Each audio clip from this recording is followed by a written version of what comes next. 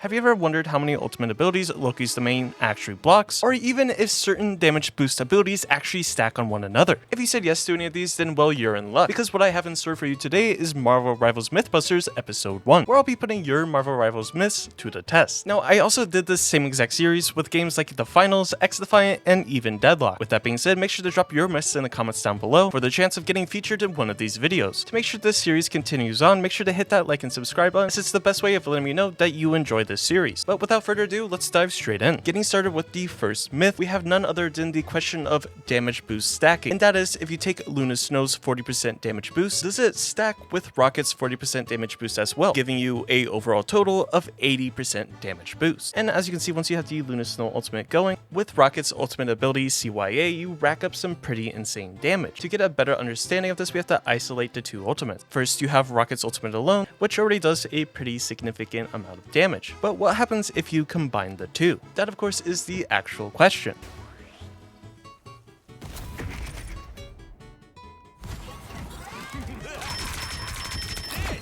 Now, after putting the two side by side, we can say for certainty that was a way quicker elimination with both Rocket Raccoon's ultimate and Luna Snow's ultimate going at the same time. So when it comes to the myth that Luna Snow's 40% damage boost stacks with Rocket's 40% and that ultimate giving you 80% damage boost, well, that myth is actually confirmed. You can output a lot more DPS when you have these two abilities stacked on top of each other. Now, of course, this is actually up to you if you want to apply this in game. Now, for this next myth, I wouldn't necessarily say this is a myth, but more just to my curiosity. And that's all about Loki's domain ability. Just how many ultimates can it actually stop? Now, if you didn't know, Loki's domain converts damage into healing when you're within the area of effect. Now, just like with everything, there has to be some sort of limit, right? Now, probably one of the easiest ones to actually check is Iron Man's, and as you can see, when you slap down the domain, you actually are completely fine against Iron Man's ultimate. You only really take a little bit of damage. But what about a character like Moonknight? Will you be actually protected from his ultimate as well?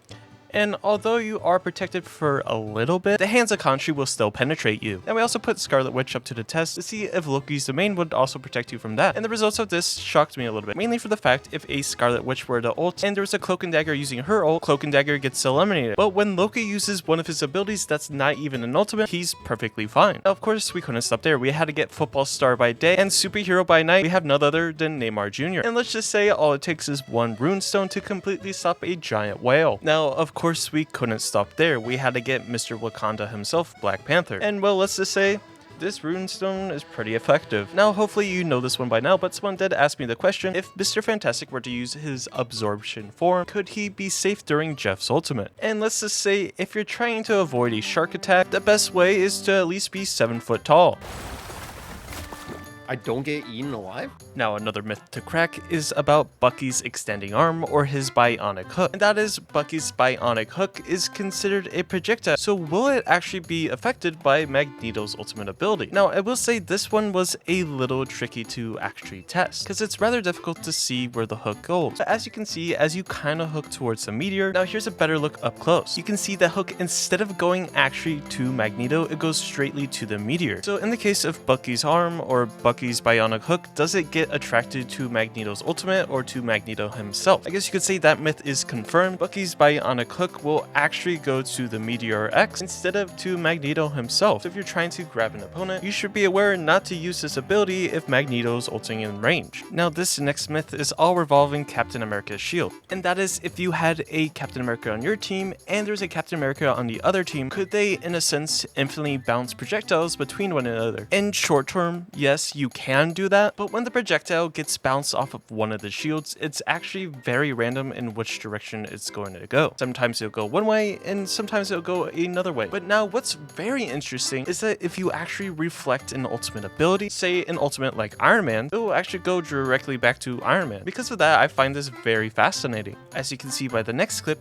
if Iron Man ults me and I'm reflecting, it practically goes directly back to Iron Man. But the second Iron Man starts using his normal attack or primary attack, they kind of reflect back to him completely random. But again, the second he ults, it goes perfectly back. Now, another myth is that can a Jeff ult heal an allied Doctor Strange that has the anti-heal effect on? This myth is actually confirmed. As you can see in the clip above, Jeff's ultimate ability kind of works like a cleanse in a way. You can ult any teammate with some sort of negative status effect and ultimately get get rid of it. Now from testing it and from what I can see, this is mainly true, but of course as different things change, this could also change in a way. And this next section is what I like to call myths on the fly. These are quick myths that have already been debunked, overlaid with some gameplay. Now one of the quick myths all revolves around the payload speed. Now believe it or not, you don't actually need 4 players on the payload to actually move it at the max speed. Now once you first capture the payload, it will actually move on its own with no players around it, and the speed gradually speeds up as more and more players get on it. But believe it or not, the speed with 3 players is actually the same as 4 players, meaning everything you knew about the payload was completely wrong. Credit to CarQ for finding this out. So next time someone on your team is yelling you to get on the payload when you already have 3 members on it, you should probably tell them that it's actually the same exact speed. It would be way better to have 3 of your teammates playing forward instead of 2 players. Now the next myth when it comes to contesting the objective is who are all the players that can actually contest it. Characters like Jeff and Storm, when they're using their ultimate form, they cannot contest a point. Even a character like Psylocke can no longer contest a point when she uses her ultimate ability. But how about when you're invisible? Can a character like Invisible Woman or even Psylocke, could they contest a point while invisible? And that is no. Everything I previously mentioned, none of that can actually contest the point. Now honestly, I firmly believe it'd be pretty insane if you could contest the point while invisible. I feel like it would turn into one of those scenarios that you would have a match going on for over an hour. However, on the flip side, you could have characters contesting the point in CC immune ability. Characters like Namor and his Blessing of the Deep ability. Now here's some more did you know. If you're playing as Invisible Woman and you use her shield ability on an ally, it will actually act as a barrier and protect you from Scarlet Witch's ultimate. Now believe it or not, when it comes to Punisher's ultimate, even without a extra damage boost like Rocket's ultimate, he can actually out damage